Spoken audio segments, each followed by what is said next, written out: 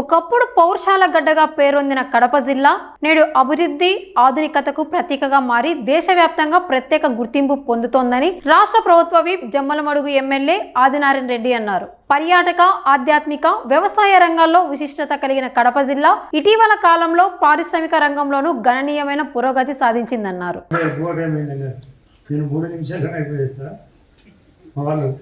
మాధవ్ గారు ఉన్నారు, మంత్రి గారు ఉన్నారు, భరత్ గారు, చాలామంది ప్రొఫెసర్స్ మాట్లాడారు. మాది రాయలసీమ, రతనాలసీమ ఇవన్నీ చెప్పినట్టే.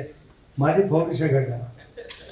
గతం ఎంతో ఫ్యాక్షన్ ఉండేది, మార్చినాం, ఫ్యాషన్గా మారింది. ముఖ్యమంత్రి గారు రాయలసీమ వాసి, ప్రతిదానికి అడ్డపడే ప్రతిపక్ష నాయకుడు రాయలసీమ వాసి. అడపుల ఏది చేసినా నాదే అంటాడు. పంచభూతాలు కూడా నాదే అని చెప్పగలిగిన ప్రతిపక్ష నాయకుడు ఇక్కడ. కాబట్టి వీటి విషయాలు దృష్టిలో పెట్టుకొని ఇక్కడ మినరల్స్ ఉన్నాయి, శ్రీశైలంలో వాటర్ ఉంది, ఆధ్యాత్మికంగా ప్రపంచంలో మేటి తిరుమల కూడా రాయలసీమ, శ్రీశైలం రాయలసీమ, కాళహస్తి. నేను మాధవ్ గారు చాలా విషయాలు చెప్పాను. యాగంటి, అక్కడ ధర్మవరం, ఆ పైన లేపాక్షి, మాది గండికోట క్షేత్రం. అంటే ఆధ్యాత్మికంగా ఉంది, ఇండస్ట్రీ పరంగా ఉంది, మినరల్స్ పరంగా ఉంది, వాటర్ పరంగా ఉంది. గౌరవ ముఖ్యమంత్రి గారు, ప్రధానమంత్రి గారి చొరవతో కొప్పర్తి, ఓరుగలు కూడా 2 క్లస్టర్స్ రాయలసీమలో ఉన్నాయి. హైవేలు, ఒకవైపు హైవేలు ఇటు సూరత్, చెన్నై దగ్గరగా చెన్నైకి పోయేదానికి, లేదా బెంగళూరుకి గ్రీన్ మార్క్, అటు అమరావతి కానీ అటు అనంతపురం కానీ బెంగళూరుకి పోయేదానికి మార్గం ఉంది. మాది డ్రై జోన్ కూడా. ముఖ్యంగా చాలామందికి డ్రై జోన్లో ఉండే బెనిఫిట్ ఒకవేళ కరువే కావచ్చు, కానీ డ్రై జోన్లో ఏదైనా ఇథనాలు స్టాక్ పెడితే ఎప్పటికీ పర్మనెంట్గా ప్రపంచ దేశాలకు పంపించేదానికి. మాది నాన్ సైక్లోన్ జోన్, మాది సీడెడ్ జోన్. దీనివల్ల ఏదైనా ఇది సెరికల్చర్ కానీ హార్టికల్చర్ కానీ పండేదానికి ఉపయోగపడే జోన్. ఒక ఆయన చంద్రశేఖర్ గారు చెప్పినాడు మాకు, మెడిసినల్ ప్లాంట్ ఎక్కువగా పండేదానికి గట్టి కండ ఉండే ప్రాంతం, మినరల్స్ ఉండే ప్రాంతం. కాబట్టి ఆరోమాటిక్ పంటలు కానీ లేదా మెడిసినల్ ప్లాంట్ కానీ. అదే కాకుండా మా నల్లమల్ల కొండల్లో 2000కు పైగా మంచి మొక్కలు, ఔషధ మొక్కలు పండే ప్రాంతం.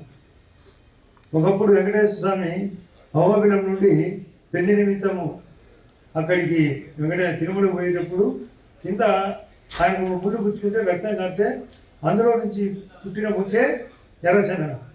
ఆ ఎర్రచందనం కూడా మా రాయలసీమలో ఉంది. దాని ప్రపంచ దేశాల్లో వివిధ పడుతున్నారు రకరకాలుగా.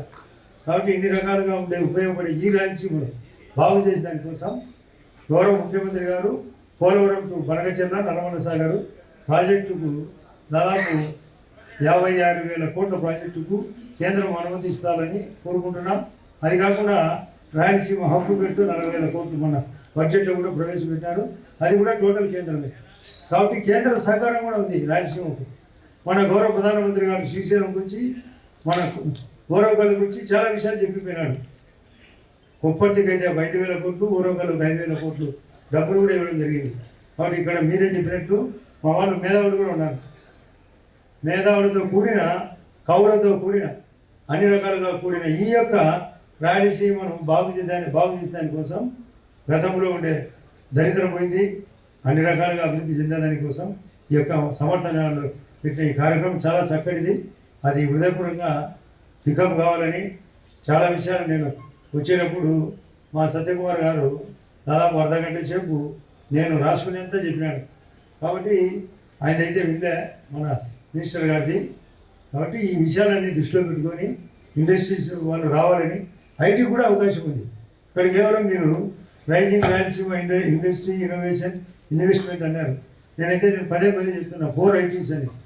ఇండస్ట్రీ కానీ, ఇరిగేషను, ఇన్ఫ్రాస్ట్రక్చరు, ఇన్స్టిట్యూషన్లు, వెల్ఫేరు, ఎంప్లాయ్మెంటు, టూరిజం, ఈ 7 పార్ట్లు అంటూ ఉంటే రాయలసీమకు చక్కటి అవకాశం ఉంది.